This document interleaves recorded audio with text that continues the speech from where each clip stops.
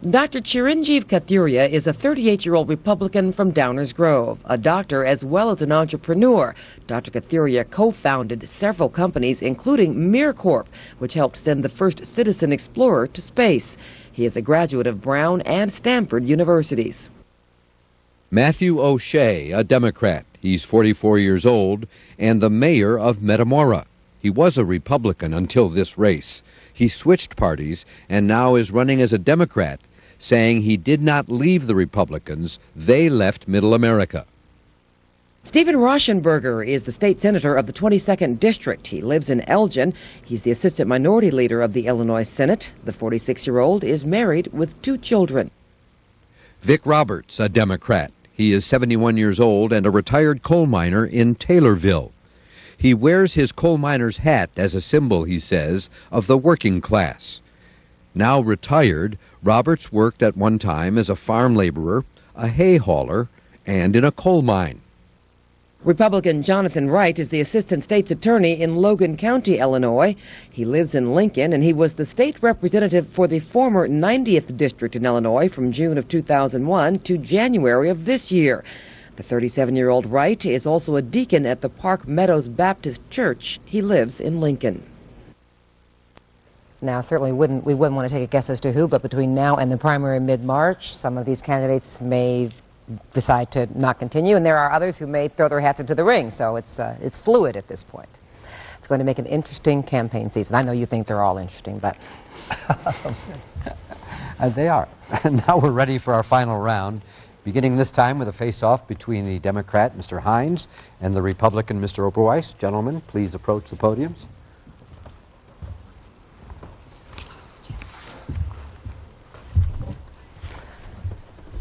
Jack, we'll hear our question from a member of the audience. Jack, and Mr. Hynes, you'll answer it first, okay? Walter, this is Marion McElroy from North Chicago. Marion, your question. Good evening. Over the last 20 years, the prison population in this country has exploded, with the black male population increasing 5-fold. Now men and women are returning home, having served their time, and coming home to communities like mine with limited employment opportunities and, in some instances, no place to live. If you're elected, what kind of programs would you put in place to reduce recidivism? Last night I spent the evening on the west side of Chicago at a ceasefire violence. We wanted to stop violence on the west side and throughout the city of Chicago by taking back our streets, joining with the community to demand an end to the violence. One way to do that is to make sure that we are taking a tough stance on crime, but the better way to do it is to make sure that we provide educational opportunities and economic opportunities for every American. The way we keep people out of prison is to give them alternatives to crime and violence. And those alternatives are not there for too many of our children. We have to make sure that we have jobs for our people, make sure that people have a quality education so they have the skills and training they need to compete in a very competitive global marketplace. That's how we reduce recidivism. Mr. Oberweis, your response to the same question? Well, I almost hate to agree with Dan, but I do on the education part. I did start my career as a math and science teacher. But let me say, anybody can stand up here and talk about what they do. And I think the most important thing is that we create jobs and we create opportunities for people.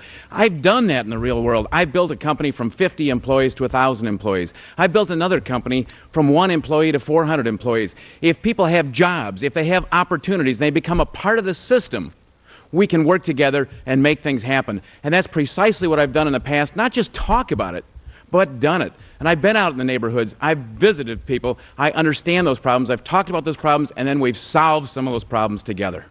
Mr. Hynes, a 30-second rebuttal.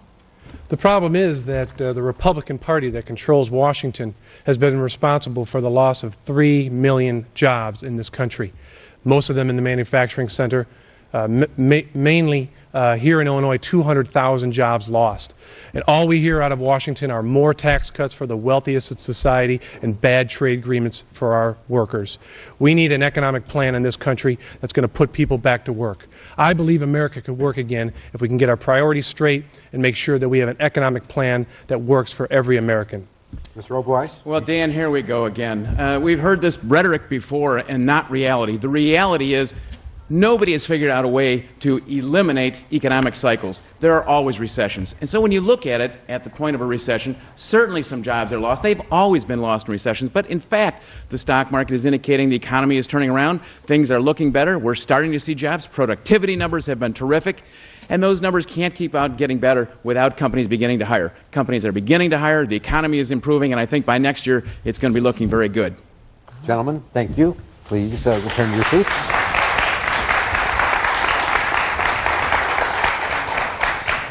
No more face-offs for the evening. Well, at least okay? not official face-offs. If the candidates decide that they didn't, there's something else another candidate said, either, because this is a primary, so they're not necessarily just running against each other, they're also running against each other within their own party. You can certainly, you know what I mean, right? You can comment on what someone else said, even if that's not specifically your question. We've done very well on time. Everyone stayed, within a second or two, so we have some time here to get in as many questions as possible, because I think that's the idea, so let people kind of get to know you and where you stand a little bit. In other words, you are not yet quite off the hook.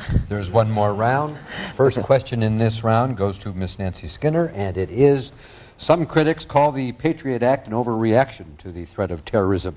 Do you agree or disagree? Oh, Walter, there could be nothing more unpatriotic than the Patriot Act. The Chicago City Council just recently voted to oppose the Patriot Act, and I submitted testimony in support of that decision. John Ashcroft just finished his cross-country tour, I call it the Fear-a-Palooza, to try to get us to go even further, to give up our civil liberties. Benjamin Franklin said, "He who would give up his liberty for some security deserves neither." We don't need that to protect our country. This we must safeguard. All right. Thank you very much. Now, Mr. Ryan, you'll go next on the Republican side. The question being, do you support provisions of the Patriot Act that allow government inspection of records from libraries, bookstores, and Internet service providers? Well, the fact of the matter is those provisions already exist for almost every other facet of crime in the United States other than terrorism. We can look at those records if you're being viewed as a drug dealer, or you're viewed as being someone who uses violence, or making a bomb to destroy a school. And it's only in the terrorism world where those provisions have not been allowed. And so extending the ability of the government, when they have probable cause and get judicial approval to do so, to look at those records, I think is a good step to make sure that we have no more children going home. Thank you. Mr. Hull, how would you assess the performance of the U.S. Attorney Patrick Fitzgerald? Actually, I believe that he is an independent person. I think he has done an excellent job. I look forward to, in fact, I think that's one of the only things that Peter Fitzgerald did well in selecting Mr. Fitzgerald. So I do commend him on that. I think we need more independence in government. I think we need people that have not been there. I think we need new voices in government. And we need independent people. Thank you. Mr. McKenna, would you retain Patrick Fitzgerald if elected to the Senate? I do think Peter Fitzgerald used a very good process to select Patrick Fitzgerald. I think Patrick Fitzgerald is the kind of leader we want in that role. I think he is clearly attacking corruption where he's found it, and I would hope he serves as long as he would like to serve. Certainly I support his efforts. Thank you. Ms. Washington, would you say that political corruption is a major problem in Illinois? Absolutely. That's why I think we need a new face and a new change here in Illinois. I think when you look at the past administration, when this country, everybody went back in the last election cycle, went to Republicans, this state went to Democrats. And I think the major reason was because of all the corruption here that's happening in this state. We need to clean that up. We need to be sure. Thank you very much. Mr. Cox, should Supreme Court nominees be screened for political ideology? One of the geniuses of our founding fathers was to create a separation of powers where the judiciary only interprets the law and doesn't make the law. The reason we have such cultural battles today over gay rights and abortion is because we have a Supreme Court that's decided to try to make law. That is reserved for our legislatures. So if I get into the U.S. Senate, and when I get into the U.S. Senate, I am going to vote for judges without a litmus test, but only judges who decide that they're going to go by the Constitution, and that is that they're going to interpret the law, not make it. Thank you very much. Mr. Obama, do present federal laws increase? Oh, I've got Mr. Chico first. That's how it was drawn in the lottery. Okay, you get the question. Okay. Do religious symbols have a place in government buildings? I do not believe they do. I believe very strongly in the separation of church and state. I think that what you see generally is a respect for that. I mean, we've seen some celebrated cases where that is not the case in the South recently. But I do believe very strongly in the separation of church and state, which is one of the founding principles of our nation. Thank you. Mr. Borling, is the United States drug policy working? I think that the experience that we've had in the war on drugs has been disappointing. I think any independent review would suggest that demand continues to go up and supply continues to be there. And we are going to have to wrestle with this fundamental problem. We finally said we've had enough. But frankly, at this point, gang, we haven't said we've had enough. And so we tolerate the kinds of excesses and the kinds of violence and the kinds of gang activities that make Chicago, for example, one of the murder capitals of the world. Thank you very much. Mr. Obama, do the present federal laws, in your mind, increase the power of the special interests? Absolutely. I think that we don't have a voice in Washington for working families. And I think that one of the battles that we're going to have to fight about in this election is what does it mean to provide full representation to all people. We have no African Americans in the United States Senate. We have no Latinos in the United States Senate. Very few non-millionaires in the United States Senate. And that has a direct impact on the kinds of legislation that comes about. I think we need full federal funding of federal campaigns in order to take the special interests out. And Mr. Hynes, how can the U.S. reduce its dependence on foreign oil? We need an energy plan in this country. This administration has offered no energy plan that is going to make us less dependent on foreign oil. All we hear about is more drilling and find more oil. That's their energy plan. And it's because the oil executives run government.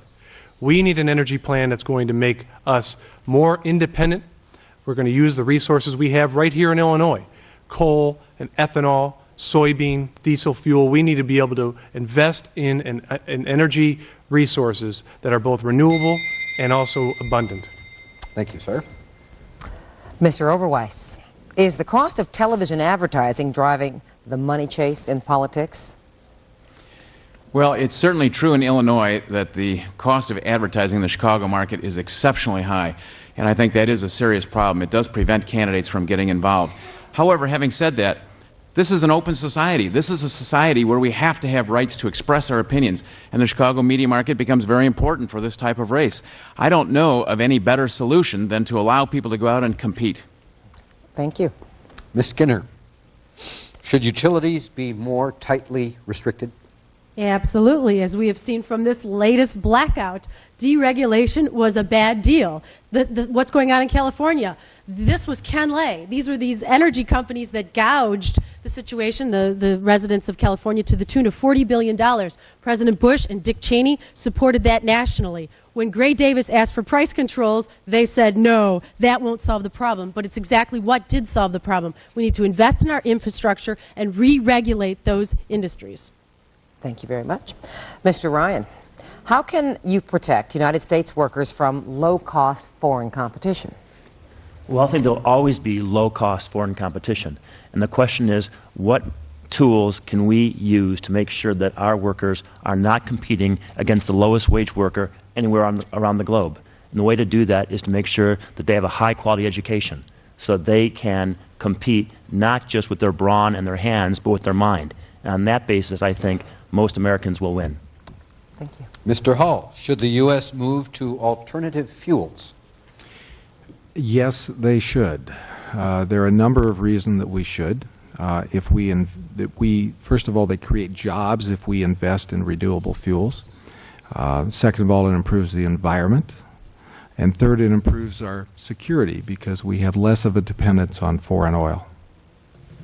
Thank you very much. Mr. McKenna, are federal clean air standards in Illinois a help or a burden? Well, I think it's critical that we always place a high priority on our environment and that we support our environment in the right ways. I also think that it's important in the challenging economic times that we're in that we pursue policies that are reasonable and that allow our economy to develop so that we have the right kind of communities by having good jobs for good family life. Thank you. Ms. Washington, do you support commercial use of the Western foreign lands? Commercial use? Forest lands? For the forest lands? Well, I think we've got to preserve as much as our forest lands as we possibly can. So it would depend on what we would use that for and what else we would have left. So I think we need to make sure that we preserve as much of that as we possibly can. Okay, thank you. Mr. Cox, should the government allow oil drilling in the Arctic National Wildlife Refuge? This is an issue which has been demagogued quite significantly. I'm a conservationist, and I want the environment protected at all costs. What we're talking about doing is developing a small little postage stamp size of land in the Arctic National Wildlife Refuge. Today, we actually allow drilling on something like 14 wildlife refuges in the continental United States, and nobody raises a fuss. This is a great way for environmental groups to raise money. I think we need to be less dependent on foreign oil. We need to make sure that we develop jobs for America. Thank you. Mr. Chico, are there too many nonviolent offenders in prison in the U.S.? I believe there are. I spent some time recently at the Cook County Jail with the chief judge of the criminal courts, and I saw firsthand that there are so many people going before judges on small drug possession charges. We have got to find a better way to deal with these problems on a treatment basis rather than a criminal basis. I also believe that a good, sound education system, along with job opportunities, will help show the way for people to avoid these kinds of crimes. And finally, I really believe that what we have to do is make... Okay.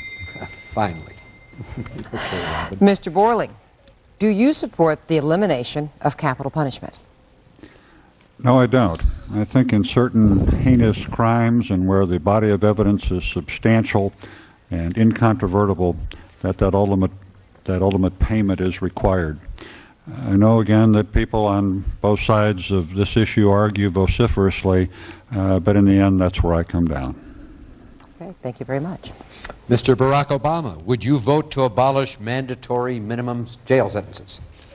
I would vote to abolish mandatory minimum sentences. One of the things that I've done in the state Senate has been to try to reform the capital justice system, passing videotaping of interrogations and confessions in capital cases, trying to make sure that our criminal justice system is in fact just, passing racial profiling legislation to ensure that our traffic laws are non-discriminatory. And we need to do the same thing at the federal level. The mandatory minimums take too much discretion away from judges. And with that, ladies and gentlemen, we have come to the end of the time for our questions. I'd really like to thank our candidates, though, because we asked some questions that people that aren't running for office don't want to answer. We really appreciate your courage and your brevity. I mean, I can't believe that some of those you got in 30, some maybe 32, 33 seconds, but they were difficult, and they were not questions for the week of conviction. So we really do appreciate you being here. And how many of you feel like you really got to know something about these candidates a little better than you did when you came in here? That's the idea. We would still like to give the candidates a final chance to address our viewers and members of the NAACP here in the audience. Each candidate will therefore have 2 minutes for closing remarks. We begin with the Democrat candidate, Dan Hynes. If you'd come up to the podium, sir. 35 years old, occupation currently state comptroller. He lives in Chicago. When Mr. Hynes was first elected comptroller in 1998, he became the state's youngest constitutional officer since World War II. Thank you very much, and I would like to thank the NAACP for their sponsorship of this great debate and all of our candidates who are participating in our democracy. I'm running for the United States Senate because I believe that together we can make America work again. Because the fact is, for too many Americans, it's not working. We have lost 3 million jobs in this country. 44 million people have no health insurance, including 8 million children. And all we hear out of Washington are more tax cuts for the wealthy and more money for Iraq. We can do better, I know that. When I entered the comptroller's office, Illinois was heading in the wrong direction. We were spending money we didn't have. We were using accounting gimmicks to make the budget look better than it was. We had misplaced priorities. We changed that. We passed sweeping fiscal reforms that are going to help Illinois get its financial footing. We passed a law that will prohibit corporate corruption and corporations that break the law from getting state contracts. And we fought for higher wages for working men and women so they can provide for their families and their future. I'm running for the United States Senate because too many of the leaders in Washington have simply forgotten what makes America work. And for too many Americans, their own hard work just simply isn't enough anymore. I believe America is built on a promise that if you work hard every day, then you and your family will get ahead. I will work hard in the United States Senate to make good on that promise, to keep faith with the hardworking people of Illinois, and to make America work again. Thank you. Thank you. Thank you very much, Mr. Hynes. And now the Republican candidate, Jim Oberweis, is going to deliver a closing statement for us. Mr. Oberweis has a familiar name. He is the milkman, or the milkman's boss, chairman of Oberweis Dairy. Also created an operations financial services business which manages over $300 million in assets. And here's something I bet you didn't know. He's also a tournament chess player with near expert ranking. Thank you very much, Mr. Oberweis. You know, I too would like to thank the NAACP for bringing us together. It's been a lot of fun and certainly enjoyable for us, and it's good for the candidates to get to know each other and for all of you to get to know us. I just heard Dan repeat what we just talked about, and that is he's talking about the lost jobs and everything that's gone wrong in this country. I happen to live in a great country. It's the freest country in the world. It has some of the best economic opportunity of any country in the world. And I'd like to look at all the new jobs that we're creating. And the new jobs we'll continue to create. And not just talk about them. As I said, this is something that I've done. I've created those jobs and opportunities. I also mentioned that I'm a reform candidate. And I've been talking all across the state, meeting with people, talking about tort reform that I think is so important, tax reform, education reform, and agricultural reform. We think this tort reform is something that's out there and not that important. Juries are awarding huge rewards that make no sense. All of us believe that anybody who's injured or damaged ought to be fully compensated for whatever happened, for whatever those costs were, for the rest of their life. But there should be a limit on the extra award, the pain and suffering. And the bill that passed the House was for $250,000, which I think is reasonable. If it's not the right number, make it $300,000, make it $500,000. But let's have a limit, because it's you and I as consumers that ultimately pay those costs. It's not some insurance company. Sure, the insurance company pays it first, but then they raise their rights to the businesses. The business then raises its cost to us as consumers, and it makes our goods less competitive on a worldwide basis. We need tort reform now. We need tax reform. If a college-degreed person can't fill out their own tax returns, that's a problem. We need educational reform that we've just been talking about, and agricultural reform. If it ain't broke, don't fix it. Let me tell you, our agriculture program is broke. It's got to be fixed. Thank you. Thank you very much, Mr. Oberweis. Thank you. We appreciate it. Mr. Oberweis, thank you. Now, Democratic State Senator Barack Obama. Come to the podium, please. I'll describe you again as a 42-year-old man from the city of Chicago, presently a state senator, state of Illinois, civil rights attorney, law professor at the U of C, lives in Hyde Park, the first African-American president ever to be named to the Harvard Law Review as editor, husband and father of 2 little girls. I want to thank the NAACP and Fox Chicago for hosting this forum. You know, the NAACP has a long and storied history of advancing the cause of freedom, not just for African Americans, but for all Americans. And that struggle continues here today. You know, I've been traveling across the state for the last year, and I'm struck by how much people are hurting. People are losing their jobs. They've lost their health care. They're losing their pensions. Manufacturing has vanished from the Illinois landscape. And people are most frustrated by the fact that our government seems more intent on rebuilding Iraq than they are rebuilding here at home. People don't feel like they've got a voice in Congress. People don't believe that working families have a seat at the table. I'm running for the United States Senate because I want to provide those families a voice. And that's what I've been doing down in Springfield for the last 7 years. I'm proud to have led the fight to provide health care to 20,000 more children this year that didn't have it last year, 65,000 more working families. I'm proud to have helped deliver the Earned Income Tax Credit that provides tax cuts not to the leisure class, but to folks who are working hard every day, $100 million in tax breaks for them. I'm proud to have passed racial profiling legislation at the state level. We need it at the federal level, and videotaping of interrogations and confessions to make sure that our criminal justice system is in fact just. Those are the fights that I fought. Those are the values that I bring to this United States Senate race. And I am absolutely convinced that we can provide jobs for every American. We can provide health care for all people who need it. We can provide stronger schools. I have a track record of delivering on those issues. I have the passion and the commitment to work and fight on behalf of what's right. I want to work for you, and as an NAACP member, I ask for your support. Thank you very much.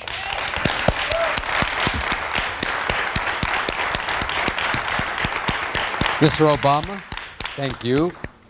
Next candidate is Ms. Joyce Washington. Please come to the podium, ma'am. If elected, Joyce Washington will be the only second black American to be in the U.S. Senate, the first one having been from Illinois, by the way. A business manager in healthcare businesses. Your closing statement. Thank you to the NAACP and Fox and AT&T and all of you for certainly sponsoring this debate and giving us the opportunity to present our issues to you. Because I am Joyce Washington, and I'm running for the United States Senate of this great state of Illinois. And I need all of you to help me tear down that for sale sign that's hanging over the U.S. Senate. You shouldn't be able to buy it. You shouldn't be able to inherit it. And you shouldn't be able to get it by default. And that's kicking somebody else out of the race or wanting to so you can have smooth sailing. You ought to be able to get it the old-fashioned way, and that's earn it. And that's what I want to do with the grassroots campaign all around the state of Illinois and a national campaign. I'm just not a professional politician. I'm just a little girl that was born to two parents. My mom was a public school teacher. My dad was an automobile mechanic, and they taught me about volunteering. And I started off volunteering as a candy striper. I worked my way up to being a nurse because I wanted to help people in their deepest moments of pain, because I thought I could make a difference. And then I worked my way up the corporate ladder through the glass ceiling, became a CEO, COO, Vice President of Healthcare Systems. And I know something's wrong with this healthcare system, and we've got to fix it. Everybody talks about healthcare, but I've eaten, breathed, and lived it. And we've got to fix this education system and make it a priority. And jobs, we've got to make sure we bring them back to this community. We need these challenges. Will demand that we have Democrats that are unbossed, unbowed, and unbought. There may be those who have more money, those who have a more powerful name and a more expensive degree, but there won't be any who will work harder than Joyce Washington, not as a contender or not as a United States Senator. I need you to help send a new voice to Washington, send a new face to Washington, send Washington to Washington, and watch me work. Thank you, Ray. I guess I'll let, for those times that you answered under your 30 seconds. Our next final statement comes from Republican candidate Jack Ryan, who is a 43-year-old man who used to be an investment banker for most of his career and had a radical change here recently. 3 years ago, decided he would switch careers and now teaches at Hales Franciscan High School, which is an all-African-American, all-boys parochial school on the south side of Chicago. He lives in Wilmette. He is 43 years old. Jack Ryan. Well, thank you, NAACP, and all the hosts for having us here today. For too long in Illinois, we've heard the phrase, not right now. You know you need a good education for your children. You know the only way for them to provide for a good home, good food, warm clothes, is if they're well taught and well educated. And yet when we ask for good education, we're told, not right now. You know that you, for yourself, need a good job. And so you go and apply for that job, and a few weeks later you get a letter in the mail saying, we're hiring, but just not right now. Or you want to reform the basic services that government's supposed to provide for the poorest of the poor, the least fortunate, those who've been left behind. And every time we try to reform them, we're told, not right now. Well, I'm tired of not right now. I left Goldman Sachs to to teach at Hales Franciscan because I'm tired of not right now. Our children, yes, our 250,000 children in Chicago, we're going to failing schools, don't have 2 or 3 years to get a good education in the future. They need an education right now. They're 10 and 12 right now. Not 2 or 3 years from now, but right now. Your mortgage and your rent is due right now. You can't afford to get a job 2 or 3 years from now. You need that job right now. If you're tired of not right now, please join our campaign right now. Together, we can improve the world, make the world more perfect, but you have to help. Please go to our website, jackryan2004.com, if you want to end not right now, right now. Thank you.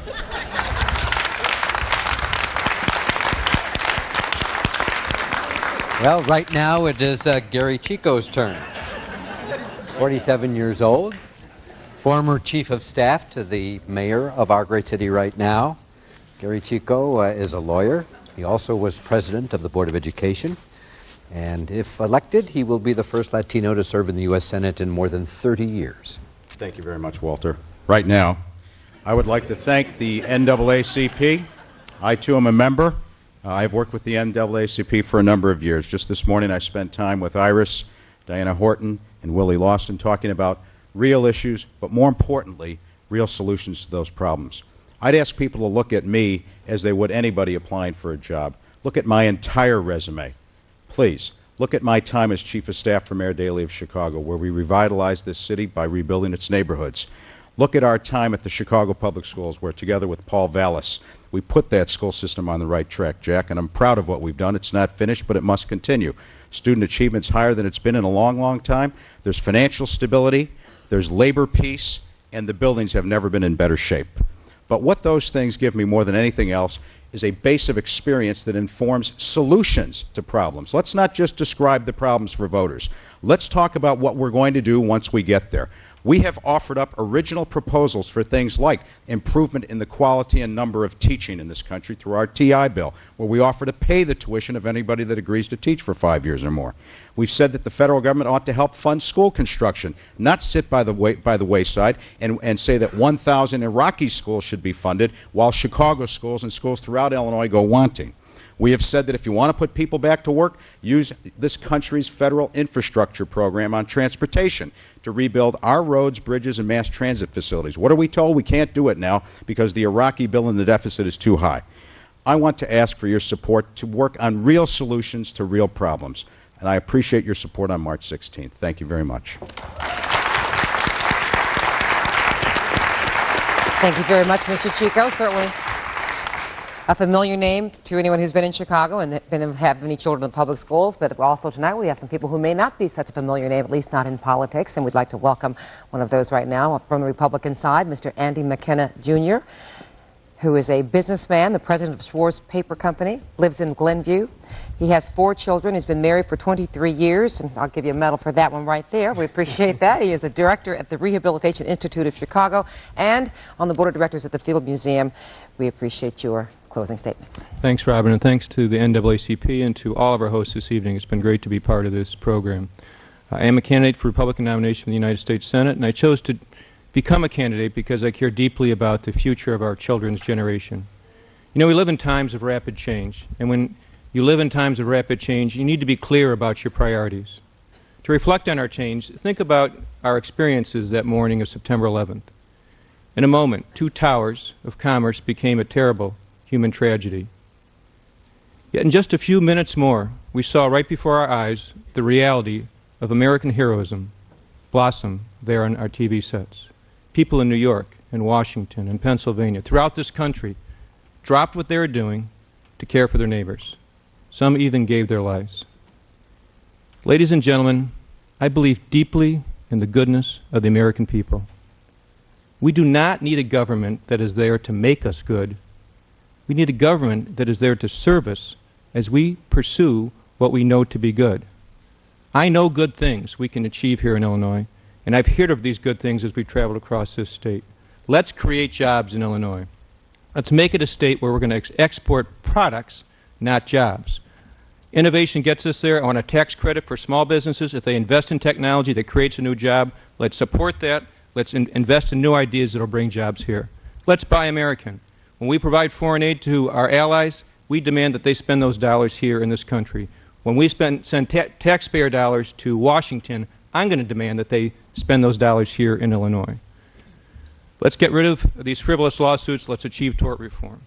Let's not stop there. I want better schools. I want to give every parent a $1,000 tax credit, whether they're in public or private schools. As they invest in their kids' education, I want to support that.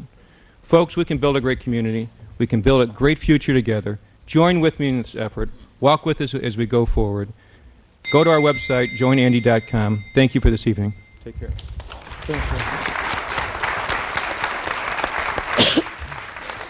Democrat up next, Blair Hull, please. Chicago businessman, commodities broker, sometimes called a wizard of Wall Street, lives in town, Old Town to be specific. He was a teacher in high school math and physics, held a union card, and served in the Army. 4 grown children, 2 grandchildren, running for the U.S. Senate. Thank you, Walter. It's great to be here today, and thank you for the opportunity to be here. I'm not a professional politician. I've lived the American dream. I didn't think I was going to run for public office. Instead, I held a union card and I worked in a factory. I was 4 years in the Army, and then I taught school. I taught high school math and physics. But then I was blessed and fortunate to start a business here in Illinois that created jobs. America wasn't founded as a country for some of the people some of the time. It was founded for all the people all the time. You know, the teachers on the west side, their school books and their school buildings should be as good as those on the North Shore. You know, I am very angry at President Bush. I'm angry at him because he sent troops to Iraq without an exit plan.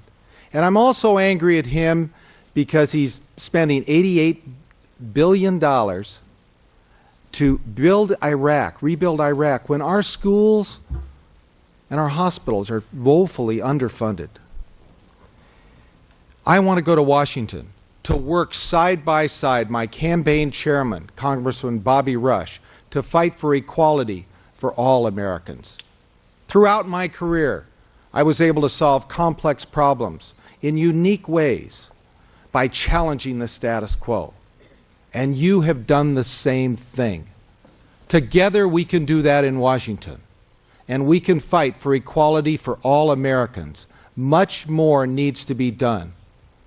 I look forward to working with you. Thank you.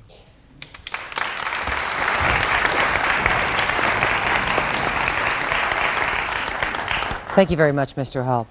Our next closing statement is going to come from our candidate, retired Major General U.S. Air Force John Borling. He is 63 years old, from Rockford, the only Illinois Republican candidate who has served in the U.S. military, and part of that service included 6.5 years as a prisoner of war. Mr. Borling. Thanks very much, Robin, and thanks to the NAACP for hosting the second of the forums between Democratic and Republican candidates, the first being held several weeks ago, and we look forward to more opportunities to get together because it's important that you find out what the real measure of the man or the woman is as we go forward. It's been observed that common sense or horse sense is a valuable commodity. Well, horse sense has been defined as the good judgment that horses display when they don't bet on people. And actually the only way that we can get around that problem is to look at the motivation of the men and the women running for office. Now, in my case, after 37 years in the military, with duties in all those countries and 3 or more times in Washington, including at the White House and the Pentagon and National War College, with Hill experience, I come back to the notion that we're in this to beat history. We are not an immutable force. The jury's out whether or not a free people can govern themselves in their own self-interest through the generations. I've heard proposals tonight that just back of the envelope would cost us about $50 trillion if you add them all up. And we have to be very realistic about what our expectations are. We are not a nest of baby birds. We have to be realistic with respect to our hopes and our expectations. In the end, political philosophy is important, and you ought to know what mine is. We can carnival barker all the issues till we're blue in the face, but in the end, if you don't know the lens we'll look through when we go to Washington, you don't know much. So here's mine. I really believe that the moral moorings contained in the preamble to the Constitution count, the establishing justice, the ensuring domestic tranquility, promoting the general welfare, providing for the common defense, and lastly, we ought to be free to engage in our freedoms as long as we don't infringe on the like freedoms of others or endanger the public safety. My wife of 40 years, and I'll take another medal if I can, and I have been all over the world together. God love her. We want to serve you, the people of Illinois and of America.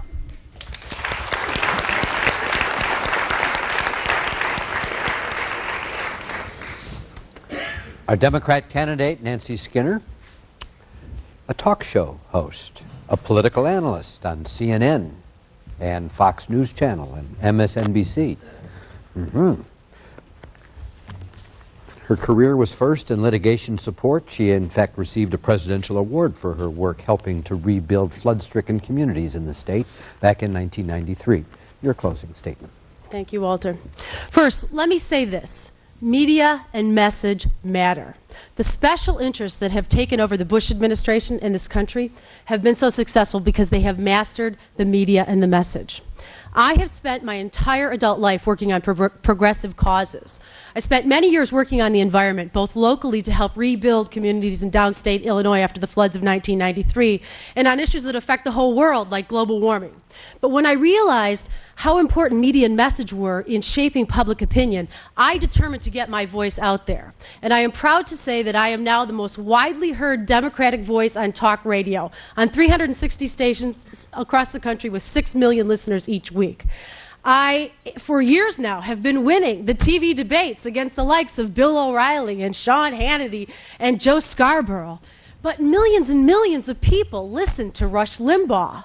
Well, maybe not anymore, because I don't know what the studios are like in the big house. But media and message do matter, and that's where I have spent my career. I'm running for the United States Senate because I think Democrats have lost their national voice. Poll after poll show Americans agree with Democrats on the issues. So why do we have a Republican president in Congress and Senate?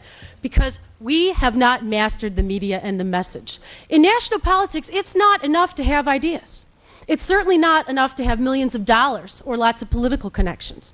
Democrats need leaders who can communicate ideas, cut through the right-wing spin, and inspire Americans to act on those ideas.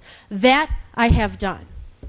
So, I am here today as a candidate, as a lifelong progressive. I appreciate your support. I hope you go to my website, skinnerthewinner.com. I'm not a multimillionaire. I'm not a career politician. I am certainly not your father's candidate. But I promise, if you elect me to the Senate, I will speak up for you. Thank you very much. I don't believe they won't be able to stop you from speaking up. At any rate, our final statement of our final candidate is going to be Republican John Cox, a CPA, which is a certified public accountant, a tax attorney, businessman who lives in Chicago, and would be the only CPA in the U.S. Senate if elected. Mr. Cox is running for the Republican nomination. Don't forget to mention my wife and 3 lovely daughters. And his wife and 3 lovely daughters. Okay. Thank you very much to the NAACP and to Fox TV.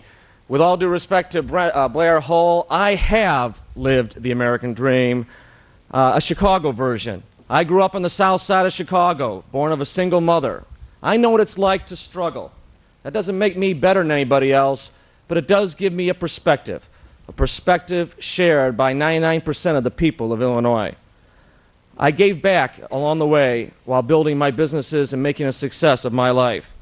I've been a school board president. I've started charities. I sit on charitable boards. I've run for office. I've been involved in the political world for over 25 years. I want the American dream to be available for my daughters, as well as all of your children. There are important issues in the United States Senate right now that are just not being addressed because the Senate is so divided. Legal reform, energy policy, judicial vacancies. It's all demagoguery and partisanship. I want to bring real solutions to the United States Senate. But the most important thing I'm going to say tonight is that all of our candidates are very similar. We're all going to be very similar in our issue stances and support the president for the most part.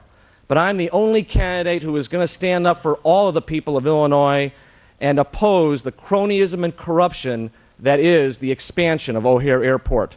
I am the only candidate of either party who will stand up for the people of the South Side who needs jobs, the people of Rockford who need jobs, the people of Peoria who need jobs. We can talk all we want, and it's just talk. But if we're not going to support that, if we're not going to support the creation of jobs all over Illinois, if Richard Daley and his cronies get their hands on billions and billions of dollars of taxpayer money, we won't have roads and bridges and highways built all over Illinois. I will be the first CPA ever in the United States Senate, and I've spent a career solving problems. Please help my campaign and allow me to go to Washington and solve problems there. Thank you. Thank you. Thank you very much, Mr. Cox. As we said at the beginning, we were hoping for a provocative and enlightening evening, and if I may make the judgment, thank you very much, all of you, for providing us with just that. You certainly have, while maintaining your manners, which is certainly something that people don't always expect from in politics. We'd also like to thank the NAACP, which of course arranged this. Candidates don't always agree to every appearance that they are asked to, and I do think it is having the NAACP as being the host of this forum that gave it the credibility that candidates could be assured that it was going to be something that was taken seriously, and we certainly do take it very seriously, and we appreciate your joining us. I'd like to welcome back the president of the Illinois State Conference of the NAACP, Ms. Iris Johnson. Thanks again for arranging all this and for being basically the host of it, because though we're the moderators, it is the NAACP that brought it together. How important is the political arm of the NAACP in having candidate forums like this to occur? I think it's very important because what it does, it helps get out the message to the voters. They get a chance to hear the candidates. They get a chance to see what their views are so that they're able to make some choice of decision on their own about who they really want to vote for. And it may make them pay a little bit more closer attention to the candidates. And certainly attention is important because the enemy these days is apathy, people who do not vote. What can possibly be done? I mean, obviously the people who are here tonight already care. To reach out to those who just don't feel like they're part of the process or don't want to be part of the process, what can not just the NAACP but any of us do? Well, one of the things I like to say that NAACP does is that they have what you call a political action committee.